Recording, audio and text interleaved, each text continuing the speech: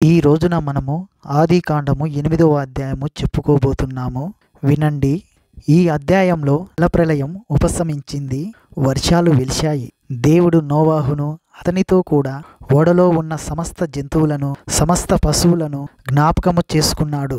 దేవుడు భూమి మీద వాయువు బలముగా వీచేటట్లు చేయటము వలన నీరు తగ్గిపోయింది. అగాధ జలముల ఊటలు ఆకాశపు తూములు మూయబడినవి. ఆకాశము నుండి కురుస్తున్న ప్రచండ వర్షం నిలిచిపోయింది. అప్పుడు నీరు భూమి మీద నుండి క్రమక్రమంగా పోతూ ఉంది. 150 రోజులు అయిన తరువాత నీరు తగ్గిపోగా 7వ నెల 17వ రోజున ఓడ అరారతు కొండపైన నిలిచింది.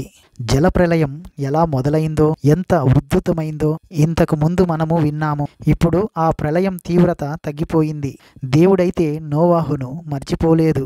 ఎంత చక్కని మాట! దేవుడు నోవాహును జ్ఞాపకముంచుకున్నాడు. అప్పుడు దేవుని ఆజ్ఞ చొప్పున బలమైన గాలి వీచింది. నీటి మట్టం తగ్గింది. ఒక్క రోజులో తగ్గలేదు. 150 రోజులు సంతత ధారగా కురిచిన వర్షం.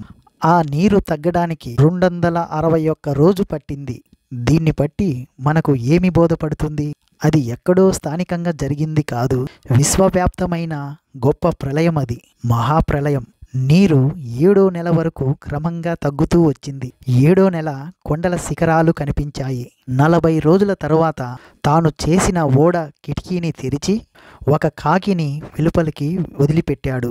అది బయటికి వెళ్ళి భూమి మీద నీరు ఇంకిపోయే వరకు అటూ ఇటూ తిరుగుతూ ఉంది. నీరు నేల మీద నుండి తగ్గిందో లేదో చూడటానికి అతను తన వద్ద నుండి నల్ల పావురము ఒకటి వెలుపలికి విడిచిపెట్టాడు.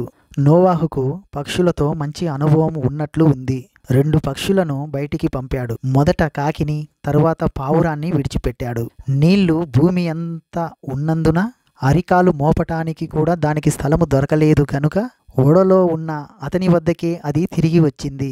అప్పుడు అతడు చేయి చాచి దాన్ని పట్టుకొని ఓడలోకి తీసుకున్నాడు. అతడు మరి 7 రోజులు తాలి మరలా ఆ నల్ల పావురాన్ని ఓడలో నుండి వెలుపలికి విడిచిపెట్టాడు. సాయంకాలం అది అతని వద్దకు వచ్చినప్పుడు తుంచిన ఒలీవ ఆకు తన నోట ఉన్నది గనుక భూమి మీద నుండి నీరు తగ్గిపోయిందని నోవాహుకు తెలిసిపోయింది. అతడు ఇంకా మరి 7 రోజులు ఆగి పావురాన్ని వెలుపలికి విడిచాడు. ఆ తరువాత అది మరలా అతని వద్దకు తిరిగి రాలేదు. సోదరీ సోదరులారా, ఇదిగో ఇక్కడ కాకి పావురమును గురించిన గొప్ప పాఠం మనం నేర్చుకోగలం. నోవాహు 1 సంవత్సరం పాటు ఓడలోనే ఉండిపోయాడు. అప్పుడు ఒక కాకిని పంపాడు. ఆ కాకి మరల తిరిగి రాలేదు. పావురము 2 సార్లు తిరిగి రావడం జరిగింది. చివరికి తిరిగి వస్తూ ఆలివ్ ఆకు రెమ్మ ముక్కున కరుసుకొని వచ్చింది. పావురము, ఒలీవ ఆకుల రెమ్మ శాంతికి సంకేతములై అందరి మనసుల్లో అలా నిలిచిపోయాయి. 2వసారి శాంతి కపోతము తెచ్చిన కబురు ఎంతో ఆశాజనకమైనది. మరోసారి పావురమును తిరిగి పంపితే అది మరలా రాలేదు. అంటే ఇక తీర్పు లేదు, గతించింది అని అర్థం. భూమిపై శాంతి నెలకొన్నది అని అర్థం. భూమిపై శాంతి నెలకొన్నది అని భావం. దేవునికి ఉగ్రత తెప్పించి జలప్రళయానికి కారణమైన అదే మానవుడు అదే ఓడలో నుండి వెలుపలికి వచ్చాడు. కృషిలో అట్టే మార్పు వచ్చినట్లు కనబడదు. అంతటి ఘోరమైన జలప్రళయం వచ్చినా మనిషి మారలేదు. అతని పాపం పోలేదు. ఈ చేదు నిజంలో నుంచి ఓ గొప్ప ఆధ్యాత్మిక పాఠం నేర్చుకొని తీరాలి. నోవాహు పక్షుల పరిశీలన మొదలుపెట్టాడు. కాకిని పంపితే అది తిరిగి రాలేదు. ఎందుకని కాకి తిరిగి రాలేదు? కాకి ఏమి తింటుందో మనకు తెలుసు. ఉచ్ఛిష్టాన్ని, కుళ్ళిన దాన్ని కాకి తింటుంది. జలప్రళయం తరువాత చచ్చిన కళేబరాలు నీటిపై తేలుతూ కనిపించాయి. కాకికి ఇది గొప్ప విందు. మళ్ళీ ఓడలోకి వెళ్ళాలే అనే ధ్యాస దానికి లేదు. కుళ్ళు విందుతో పరవశించిపోయింది కాకి. కుళ్ళు, కంపు, దుర్గంధం తిన్నది తిన్నట్లే తింటుంది కాకి. కాకి అసలే అపవిత్ర పక్షి. అయితే పావురం అలాంటిది కాదు. దేవుని లేఖనాలలో పవిత్ర పక్షుల జాబితాలో పావురం ఉంది. మీకు జ్ఞాపకము ఉంది అనుకుంటున్నాను. నోవాహు తన ఓడలోనికి పవిత్రమైనవే కాక అపవిత్ర ప్రాణులను కూడా తెచ్చిపెట్టుకున్నాడు. పావురం కబురు తెచ్చింది. అది మచ్చిక చేయబడిన ఇంటి పక్షి. 2వసారి పావురం వెళ్ళింది. నోవాహు మంచి పిట్టల రాయుడైపోయాడేమిటి? నోవాహు పంపిన పావురం రావడంతో ఆరిన నేల కనిపించింది అని ధ్రువపడింది. 3వసారి పంపబడిన పావురం తిరిగి రానేలేదు. తీర్పునకు సూచన అయిన జలప్రవాహం ఇప్పుడు లేదు. అంతా గతించింది. శిక్షావిధి లేదు, పోయింది. ప్రళయం గతం. ఈ సంగతి నోవాహుకు అవగతం. గమనించండి, బైబిల్ సత్యాలు ఎన్నో ఆదికాండంలో అంకుర రూపంలో ఉన్నాయి. విశ్వాసిలో 2 స్వభావాలు ఉన్నాయి. పాత కొత్త స్వభావాలు 2 విశ్వాసిలో ఉన్నాయి. 2 కొరింథీ 5వ అధ్యాయము 17వ వచనము ఇదే సత్యాన్ని ప్రకటిస్తుంది. ఎవడైనా క్రీస్తునందు ఉన్న ఎడల ఆ వ్యక్తి నూతన వ్యక్తి. పాతవి గతించి సమస్తము కొత్తవి అయ్యాయి. పవిత్రమైనవి అపవిత్రమైనవి అన్నీ కలిసి ఓడలో ఉన్నాయి. అలాగే విశ్వాసిలో పాతది కొత్తది ఈ 2 స్వభావాలు ఉన్నాయి. యోహాను సువార్త 3వ అధ్యాయము 6వ వచనంలో యేసు ప్రభువు అన్నాడు, శరీర మూలముగా జన్మించినది శరీరమును, ఆత్మ మూలముగా జన్మించినది ఆత్మ.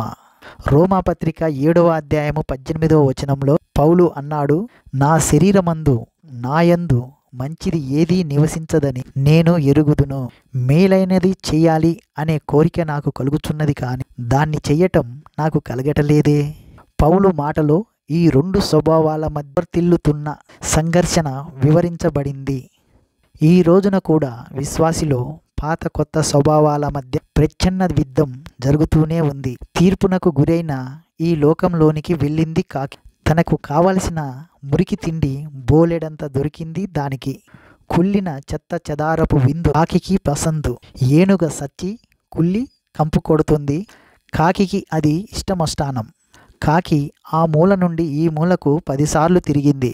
ఇది పాత స్వభావానికి సరైన సంకేతం. సోదరి సోదరా, నీ పాత స్వభావం కాకి లాంటిది. కాకి స్వభావం ఈ లోకమందలి పదార్థాలను ఆశిస్తుంది.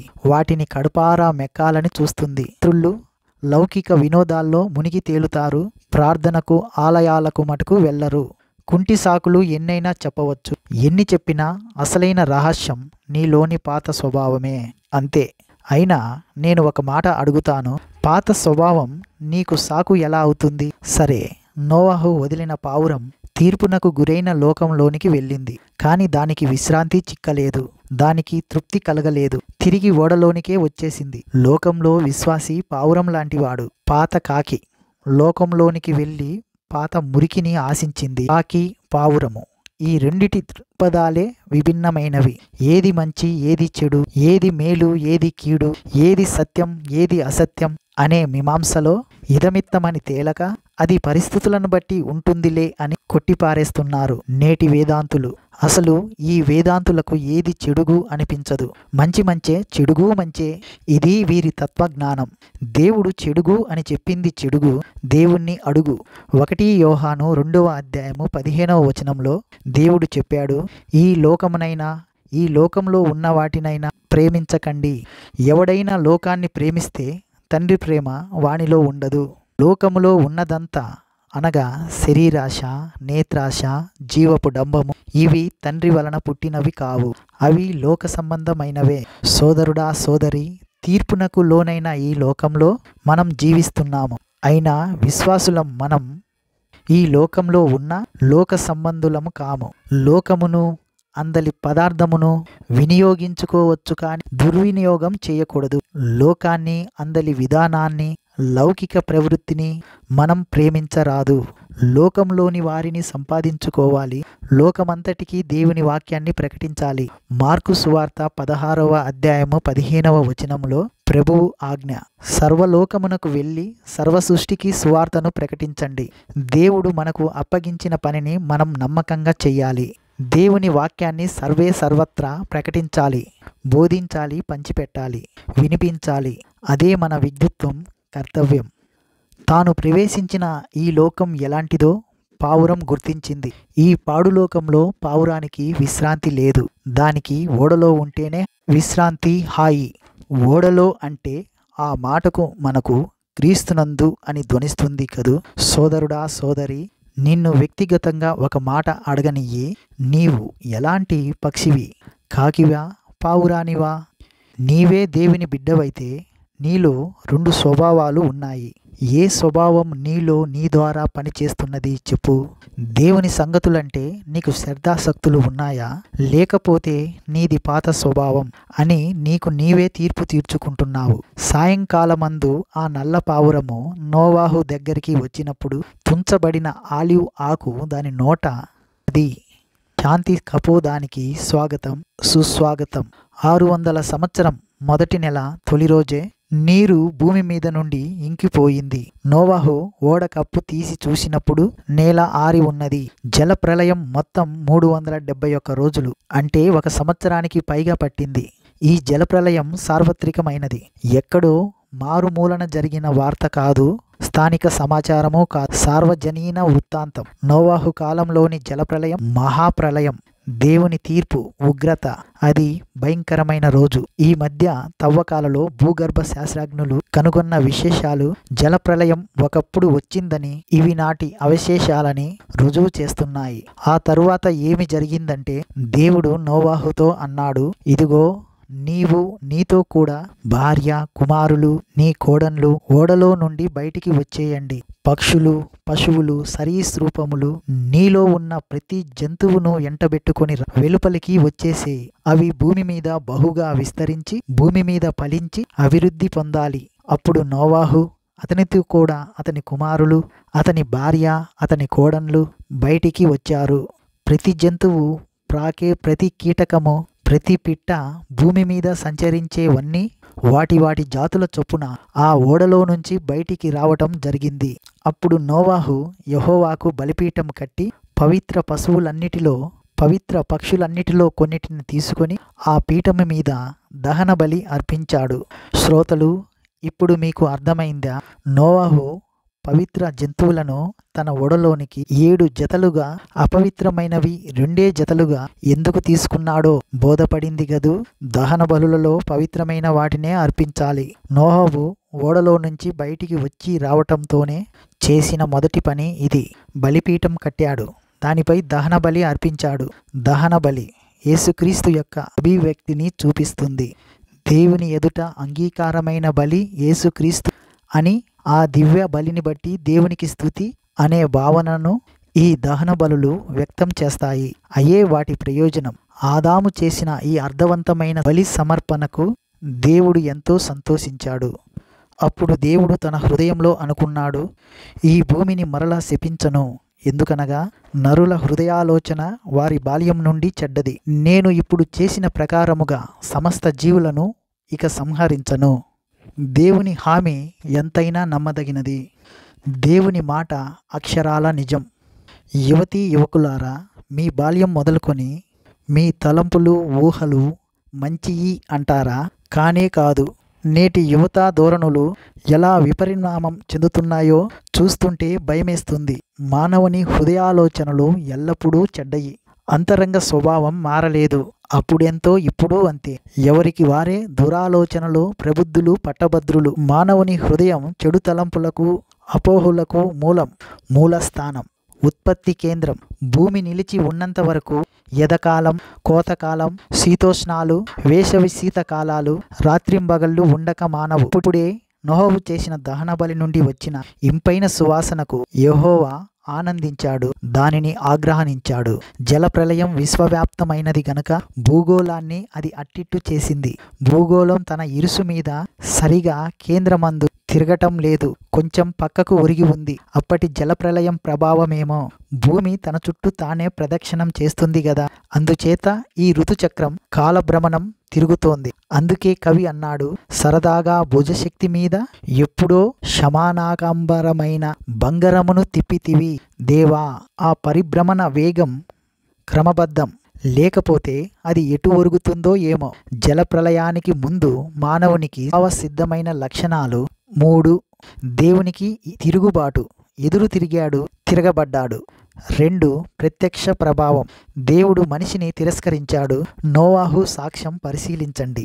3. పశ్చాత్తాపరాహిత్యం, మనిషి తప్పిపోయి కూడా దేవుని దగ్గరికి రాకుండా బింకంతో బిగదీసుకుంటున్నాడు. దేవుడు అనుగ్రహించిన ఆశ్రయ సదుపాయాన్ని కాదు పొమ్మంటున్నాడు. 120 సంవత్సరాలు నోవహు బోధించినా ఒక్కడూ పశ్చాత్తాప్తుడవటం లేదు. మనిషి తిరగబడి దేవుడి ప్రత్యక్షాన్ని కాలరాచి పశ్చాత్తాప్తుడు కాకుండా చేజాతులారా తనను తాను నరకపాత్రునిగా చేసుకుంటున్నాడు. నోవహు ఓడలో నుండి బయటికి వచ్చేశాడు. అతనికి దేవుడు ఇప్పుడు ఒక ప్రత్యేక హోదా ఇచ్చేశాడు. తిరిగి మానవ జాతికి అతడు శిరస్సు అయ్యాడు. మొదట ఆదాముకు ఉన్న అధికారము నోవహుకు ప్రాప్తించాయి. మనమంతా ఆదాముకు సన్నిహిత బంధువులము అనుకుంటే ఇప్పుడు నోవాహు అంతకంటే మనకు సన్నిహిత పితరుడు అయ్యాడు. శ్రోతలు, ఇప్పుడు ఆదాము అనకండి, నోవాహు ఈ రోజున మనకు మానవ జాతి పిత. సోదరీ సోదరులారా, నోవాహు పేరు చరిత్రలో జల ప్రళయ గాథలో నాయకుడిగా అలా నిలిచిపోయింది. అతడు నిర్మించిన ఓడలో రక్షించబడిన వారు 8 మంది మాత్రమే. ఏదెను తోటలో ఆదాము ప్రారంభపు వ్యక్తి, కానీ అతనితో ప్రారంభమైన కార్యక్రమము అంతా జలప్రలయంతో ముగింపునకు వచ్చింది. నోవాహుతో మానవ జాతులు ఆవిర్భవించాయి. నోవాహు మరో యుగ పురుషుడు, శకకర్త. ఈ వ్యక్తి నోవాహు తన తరంలోని మనుషులందరిలో దేవునికి నచ్చిన వ్యక్తి, దేవునితో నడిచిన వ్యక్తి. 120 సంవత్సరాలు ఓడ నిర్మాణంలో దేవుని కార్మికుడిగా పనిచేస్తూ అదే సమయంలో దేవుని సందేశకుడై, బోధకుడై ప్రబోధాలు చేసిన నిర్విరామ దైవ సేవకుడు, గొప్ప వ్యక్తి. ఓడ నిర్మాణం ముగిసింది. తన కుటుంబంతో అందులోనికి ప్రవేశించాడు. క్షేమము, భద్రత అతనికి ప్రాప్తించాయి. భయంకరమైన జలప్రలయం రానే వచ్చింది. అంతా సర్వనాశనం. కానీ ఓడలో ఉన్న 8 మందికి మాత్రం క్షేమం, నిశ్చింత. ఆదికాండంలో ప్రారంభాలు ఉన్నాయి. ఆదాముతో ఒక ఆరంభం, నోవాహుతో రెండో ఆరంభం. మహాశ్రమల కాలంలో రోములో హతసాక్షుల కళేబరాలు సమాధ పెట్టెలలో భద్రము చేయబడినవి. వారి సమాధులపై చెక్కబడిన చిత్తరువులు ఏమిటనుకుంటున్నారు? నోవాహు జలప్రలయపు ఓడ. నోవాహుకు లభించిన రక్షణ మనకు క్రీస్తునందు లభించిన రక్షణకు చారిత్రక సంకేతం. నరుల చెడుతనాన్ని దేవుడు చూచాడు.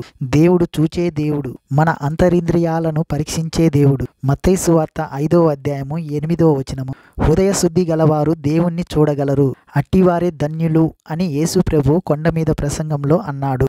మానవులు దాచిపెట్టుకున్నదంతా దేవుడు తేటగా చూడగలడు.